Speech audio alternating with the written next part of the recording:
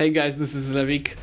Welcome back to Tinto Talks, which are unofficial or more like official dev diaries for an announced game Project Ceasar. But by now everyone knows this is EU5.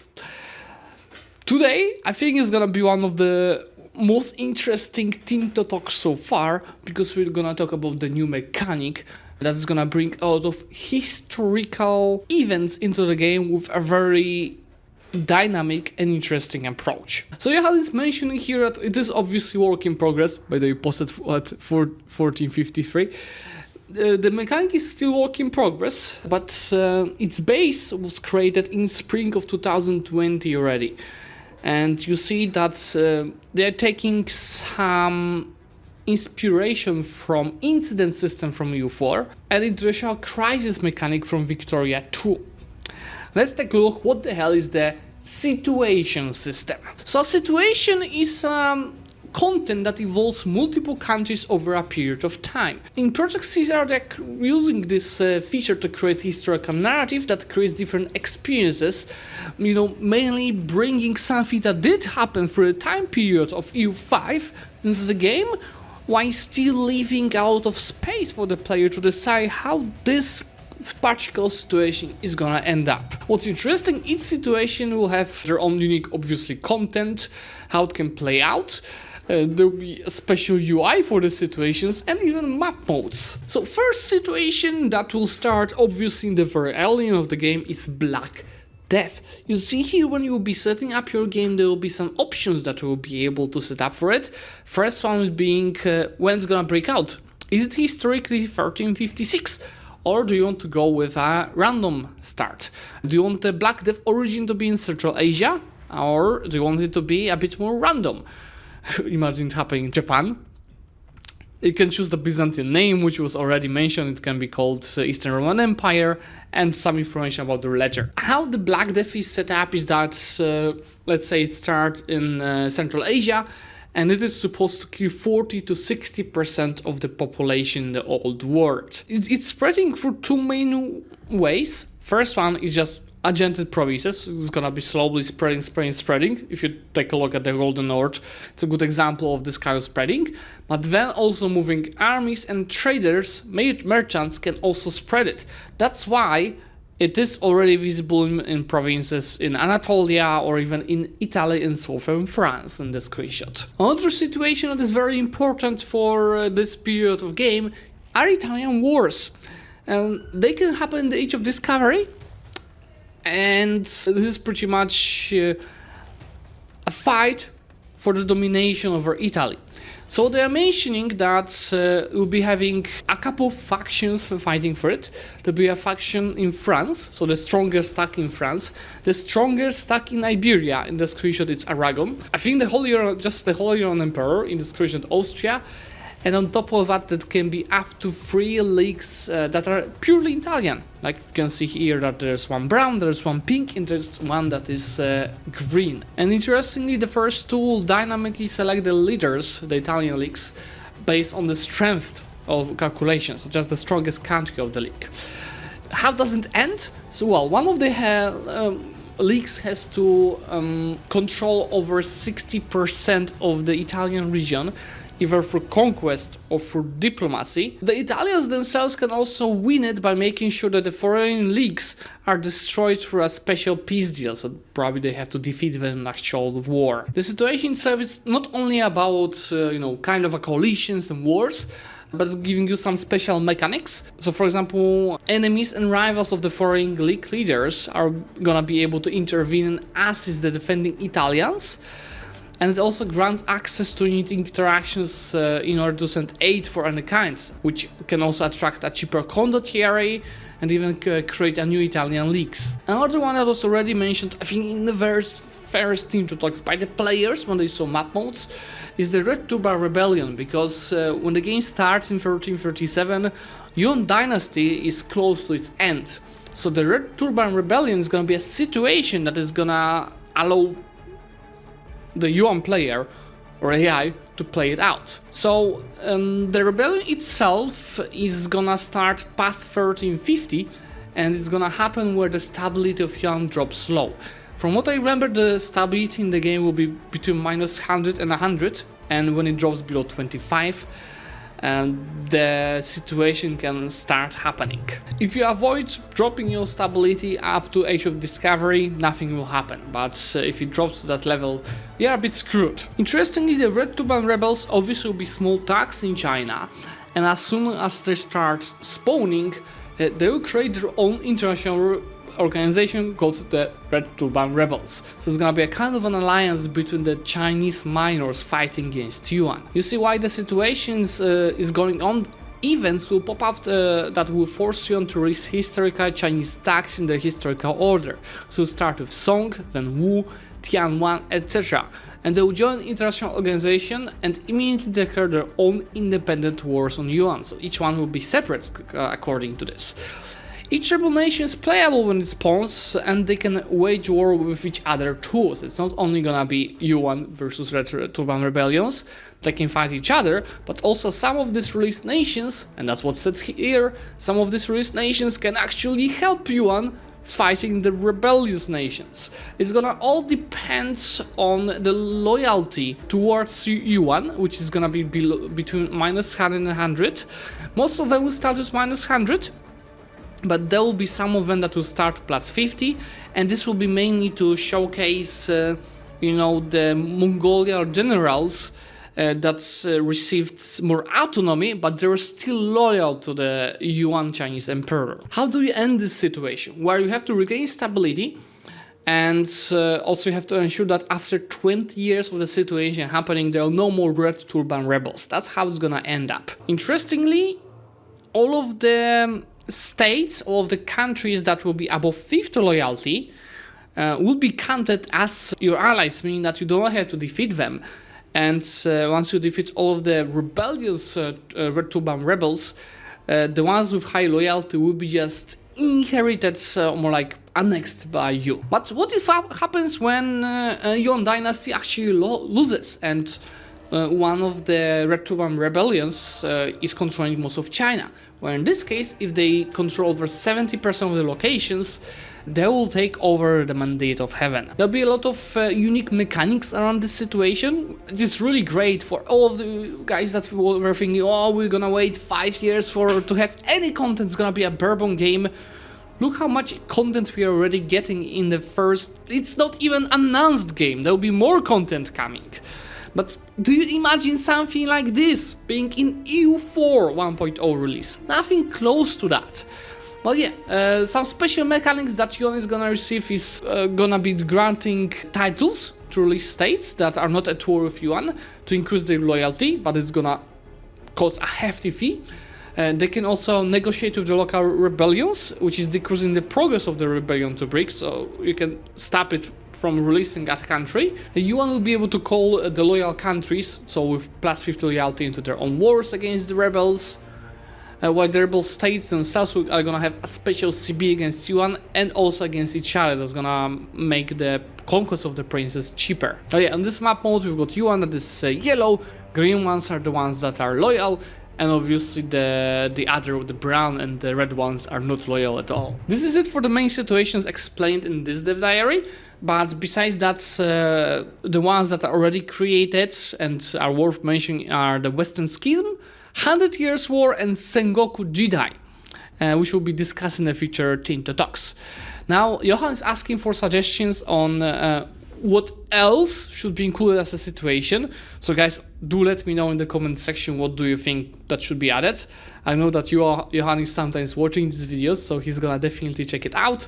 For the things that I'm having in mind already, there's definitely the Revolution, which is gonna be around the end of the game. 30 Years War, so the religious wars. Maybe Europeans' conquest of natives in the New World, especially the ones that are reigning in the Andes and Mexico, because it was a huge event where, most of the people died not from actual fighting the Europeans, but the diseases. Since I'm Polish, obviously one of the situations that I have in mind immediately is, we call it Dimitriade, but it's pretty much a fight for the succession over Moscow in Russia.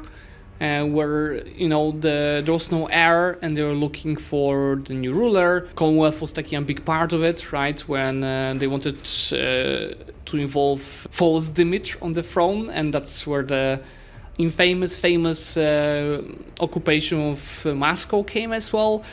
There are definitely a lot of stuff that you guys should mention in the comment section. I'm really curious about what you have in mind when you think about a situation. But yeah, I want to touch 2 more things on this video.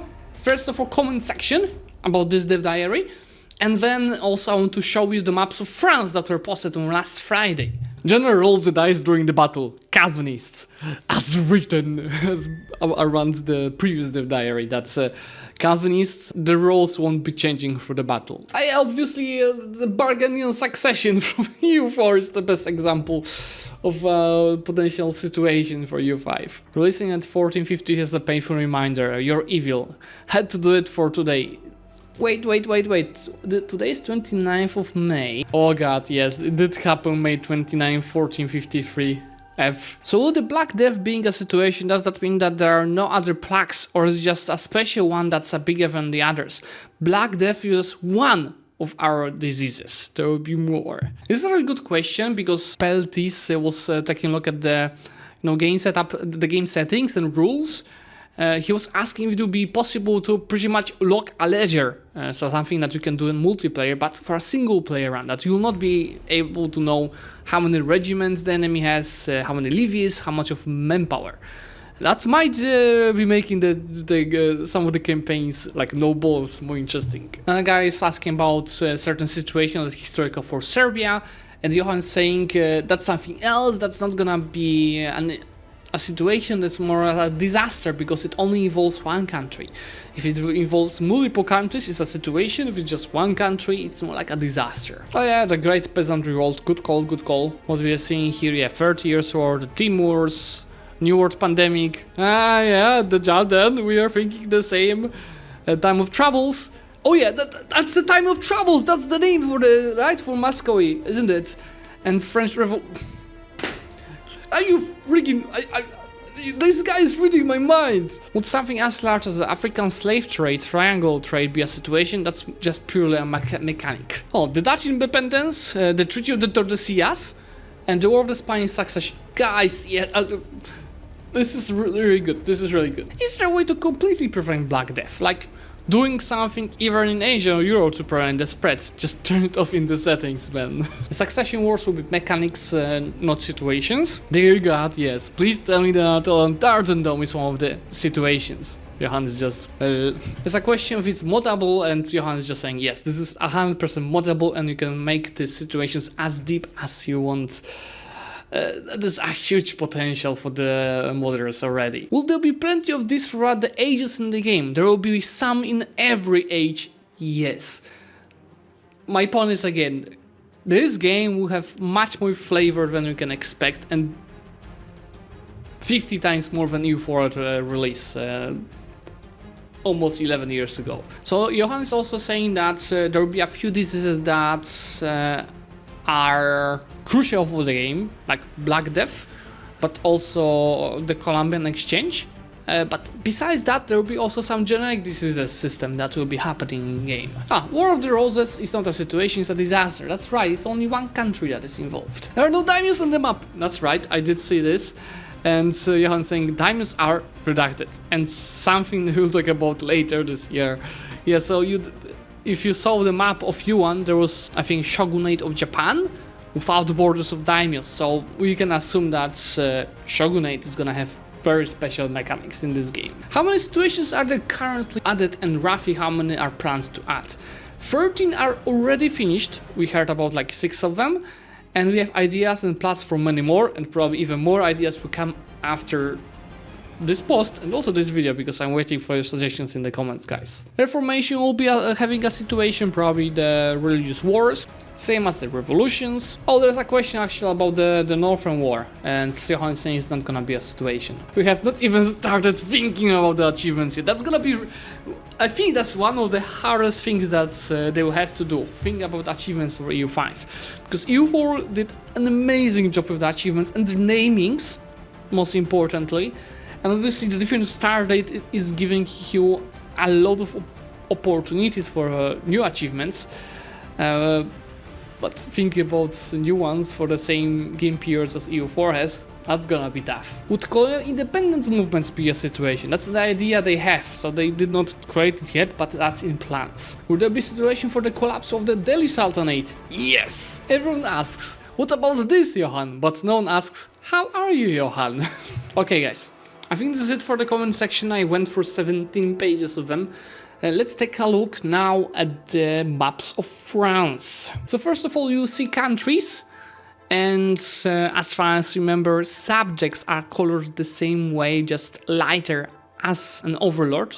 So apparently all of these countries will be under French crown at the start of the game. When you're designing France, they're thinking about two approaches.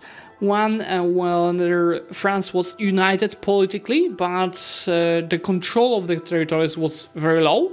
And second, more what we see here, so we are having the French crown lands that are named France here, and then there's a network of appanages and vassals as a different subjects that it's having. We think that this way we can portray the progressive centralization of the crown under the reigns of Philip II, Louis IX and Philip IV, while also portraying the powerful jurisdictional powers of the French feuds. We have two types of subjects in France. By the way, vassals, which represent the regular fief mouvements, and appanages, which were the feuds granted to the members of the royal family. That could eventually revert to the French crown. This is how many locations we have in France. Oh boy, compared to the provinces in EU4. These are the provinces. Also a lot with them. We heard that they have a severe inconsistency here, which is naming the provinces after locations instead of provincial and regional names. We are not very sure about what naming convention to use when we crafted this map. So again, this is great. They're just looking, because I saw some comments, not even under the video, but on Facebook and Reddit, where people were like, Matt, why would you even post these maps if they're not finished? Why would you show mechanics if they're not finished?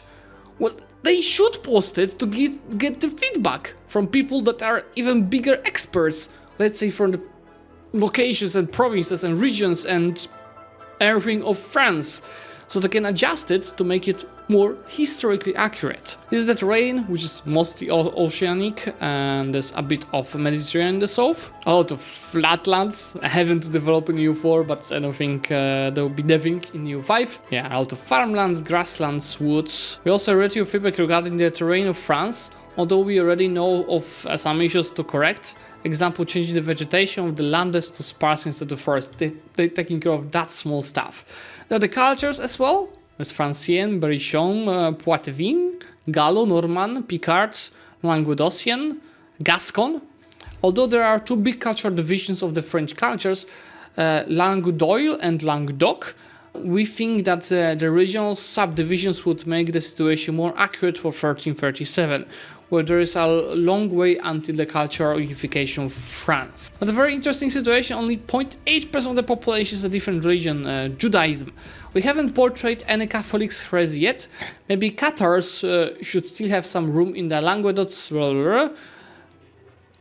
Also, while taking discretion, we improve the view of this map mode, making it more responsible to zoom levels. Here are the raw goods.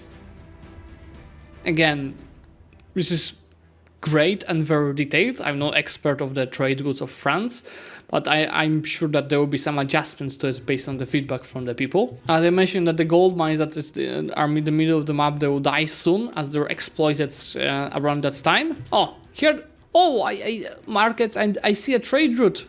See the arrows on the top? There's Paris market, there's Bordeaux market, and yeah, Antwerpia as well, London market. Here the population, obviously 40 to 60% of these people will die early on in the game because of the Black Death. Oh, this is more interesting because it's a population per country, right? You have 5.6 million for France, like 1.1 million for Brittany, 1 million for Normandy. Yeah, this is all for this diary. But I want to show you one more thing from Reddit. Or maybe two things, because the guy Vzu just placed a map of EU5 on some NASA maps to show the terrains.